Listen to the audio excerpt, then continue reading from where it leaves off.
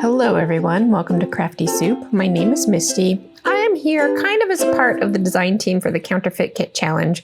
One of the projects that we do each month is a mini kit, and I don't usually do mini kits, but I was feeling inspired to take on that project this time around because I've been seeing a lot of people prepping for crops. And I wanted to talk a little bit about how I prep for a crop with page kits. So let's go ahead and dive in. Now, I don't know about you, but I haven't been to a crop since before COVID. And in fact, the photos that I'm using for my page kit are about COVID. But I've been seeing people heading back out to crops and doing all these things. And I do have a chance maybe this summer to go. So it's been on my mind a lot. And maybe you can leave a comment below about your favorite tips and tricks for getting ready for crops. And hopefully you have been able to or are soon able to hit a crop. Now, when I start a page kit, I do have a spark of inspiration, and as part of the Counterfeit Kit team, our inspiration usually comes from a pre-existing kit in the world. So I pop that up on the screen so you can see what I'm talking about. That kit there had a few ideas that I could pull into my kit. So I started with the ideas of florals and dark blues, and I pulled out that kind of navy and white floral print. And then there was some kind of corally red going on in there. So I found the closest coral I had in my stash with this scallop print that kind of reminded me of one of the rainbow pattern papers.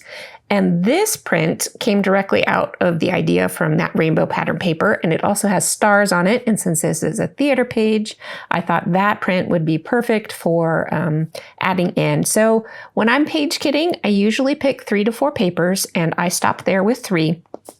I feel like that gives me enough for a couple of layers, and then I fill in the rest with embellishments.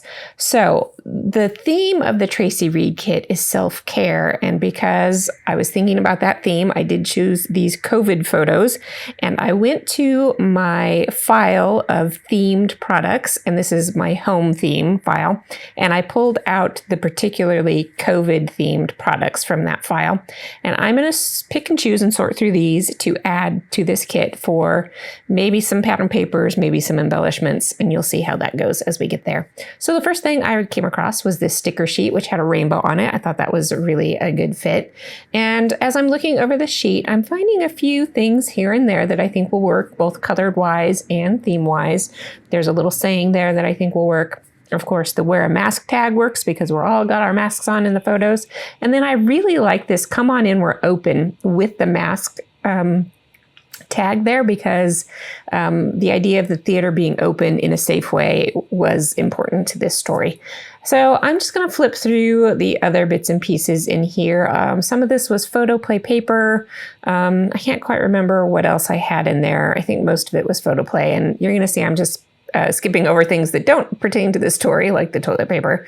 There are some cut parts that I thought would work, but because I know my photos are going to take up a big portion of this layout, I don't think there's going to be room for that, so I will skip those. And part of the good thing about page kitting ahead of time is that you can make some of these decisions before you even go to the crop. It will reduce the weight of the products that you're taking with you. And when you're at the crop, it'll speed up your process so that you can actually get things done. I know a lot of people go to crops just to chit chat and have fun, but I actually like to get things done also. So these are the reasons why I do page kits ahead of time. So I did pull out some pattern papers that I will use as embellishments to cut apart. And then I grabbed some actual embellishments. So I have some enamel hearts that were totally colorful like the Traci Reed kits. I had some tags because those were prominent in her kit. And then because I have those colorful pops going on, I felt like a colorful alpha could work really well with this page kit. And so once I've got a good selection of supplies together, I will go ahead and tuck everything into a page protector. And I will stack up all of my papers and get that tucked in there. And in a moment, you'll see me pulling out. I will put these page protectors into a binder full of other page kits so that when I'm ready for the crop, I can just tuck that binder. Usually I don't take more than one binder, but occasionally I will have enough projects, depending on how long the crop is, of course. If it's a weekend crop versus an evening crop, I might have more things that I could take with me. And I always take more things than I need anyway because You never know what mood's going to strike you to what you're going to work on. Oh, in addition to putting all of the supplies in that crop, I put any notes in there. I do keep notes with my photos for the stories in my story binder so that I can make sure I've got the dates and any pertinent information so that I can add that.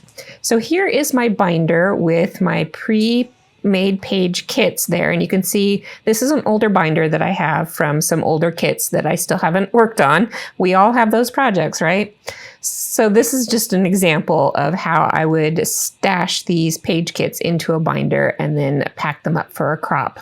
Now, those page kits aren't going to have every single thing that I might use on a page. Of course, I have a set of supplies that are my everyday all-purpose supply kit. And I have notes in there of anything that I need to make sure that I will pack with me.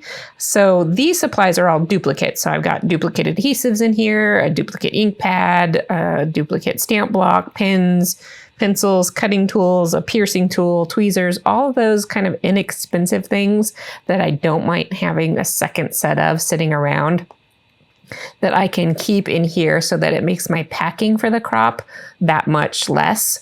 And you can see I've got a variety of things. I have a corner rounder and a spray bottle. So these are all the things that I use on a regular basis. And then the notes are things that I might otherwise use.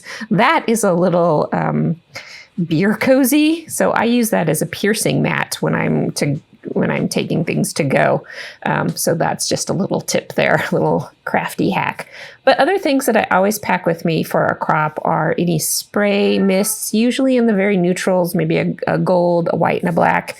Neutral colored cardstocks, neutral colored alphas, and I always bring an alpha stamp and die set because you know you're going to run out of letters, right? You're going to run out of those E's, and you have to have that. And then, of course, my favorite punches go in my bag. And that way I have a set of more flexible supplies and then a set of page kit supplies for when I'm cropping.